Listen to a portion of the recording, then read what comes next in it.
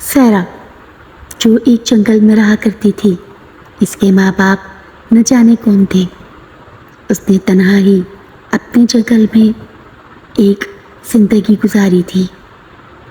ایک روز وہ یوں ہی جنگل میں ٹہلتے ٹہلتے بہت دور نکل آئی تھی۔ وہ بہت اداس رہا کرتی تھی۔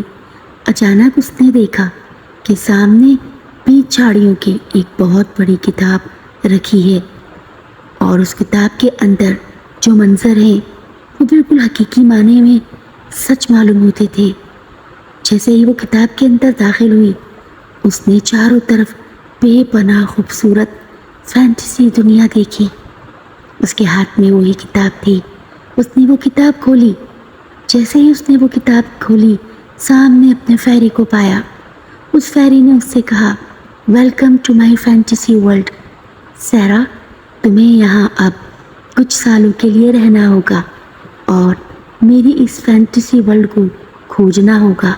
تم جتنا خوش رہو گی اور یہاں کھوجو گی، تمہیں تمہارا ہم سفر ملے گا۔ تمہیں اس سے شادی کرنا ہوگی، اور پھر جب تم لوگ بہت ہنسی خوشی زندگی گزارو گے، میں تمہیں تمہاری دنیا میں واپس بھیج دوں گی۔ سیرا یہ سب کچھ سن کر نہایت حیران ہو گئی۔ وہ فیری غائب ہو گئی تھی۔ سیرا اب اس دنیا کو کھوجنے کے لیے نکل پڑی تھی۔ وہ اپنا ماضی یاد نہیں کرتی تھی، اسے دکھ ہوتا تھا۔ یہ دنیا بہت حسین و جمیل تھی۔ یہاں بے شمار خوبصورت پرندے، جھیل، جھرنے اور محلات تھے۔ ہر محل بیش و قیمت ہیرے و جواہراتوں سے بھرا ہوا تھا۔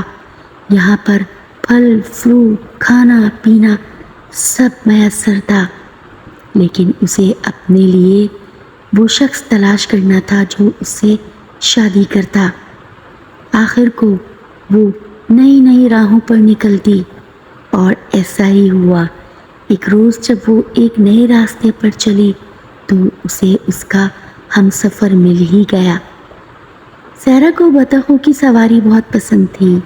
بطخ بہت بڑے بڑے تھے، جنہیں وہ پانی میں گھنٹوں بیٹھ کر دور دور سفر پر نکل جایا کرتی تھی، اور جو محل اسے پسند آتا وہ اسی محل میں رات گزارتی۔ یوں تنہا رہتے رہتے اسے پورا 1 سال ہو گیا تھا۔ ایک روز وہ انہی بطخ کے اوپر سواری کر رہی تھی کہ اسے اس بطخ کے پیٹھ سے ایک سفید موتی ملتا ہے، جسے پا کر وہ بہت حیران تھی۔ اور وہ موتی کوئی اور نہیں بلکہ سیڈی تھا۔ سیڈی کی ملاقات اسے اچانک ایک کشتی میں ہو جاتی ہے، اور وہ کشتی کوئی اور نہیں بلکہ وہ بطخ ہی تھے۔ سیڈی کے ہاتھ میں بھی کتاب تھی۔ وہ دونوں ایک دوسرے کو بہت حیران اور پریشان ہو کر دیکھ رہے تھے، کیونکہ سیڈی کو اپنے لیے ایک ہم سفر تلاش کرنا تھا، اور سیرا کو بھی۔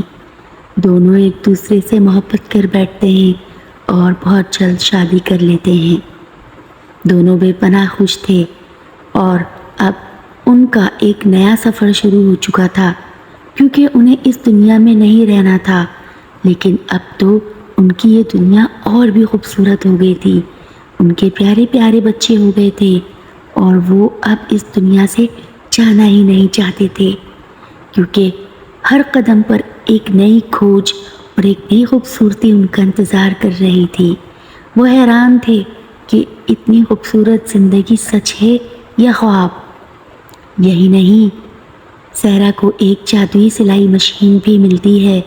اس جادوئی سلائی مشین میں وہ اپنی مرضی کا دھاگا ڈالتی، اور وہ سلائی مشین اتنے خوبصورت لباس تیار کرتی جو اس نے زندگی میں کبھی پہنے بھی نہ تھے، اپنی بیٹیوں کے لیے، اپنے شوہر کے لیے۔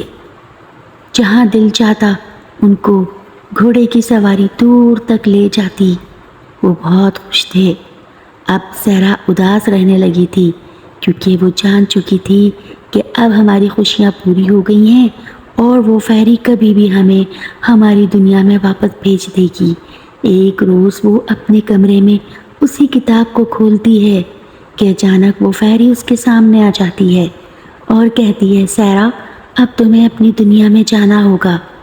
سارا کہتی ہے میں اپنی بیٹیوں اور شوہر کو چھوڑ کر جانا نہیں چاہتی، کیا تم مجھے یہاں رہنے اور نہیں دے سکتی ہو؟ فیری نے بولا بالکل، تم یہاں رہو، جتنا دل چاہے رہو، بالآخر انسانوں کی دنیا میں تمہیں ایک روز اپنی بیٹیوں اور شوہر کے ساتھ واپس جانا ہوگا۔ یہ سن کر سارا خوش ہو جاتی ہے اور فیری کو بہت زیادہ دعائیں دینے لگتی ہے کہ شکریہ فیری، تم مجھے میری بیٹیوں اور شوہر سے الگ نہیں کرو گی۔ فیری ہنستی ہے، میں جانتی ہوں، میں اتنی بے وقوف نہیں کہ تمہاری دنیا تم سے چھین لوں۔ خوش رہو اور میں تمہیں کبھی بھی بچوں سمیت شوہر سمیت اچانک اس دنیا سے فارغ کر دوں گی، لیکن بہت کچھ دوں گی جو تم سے زندگی بھر ختم نہ ہوگا۔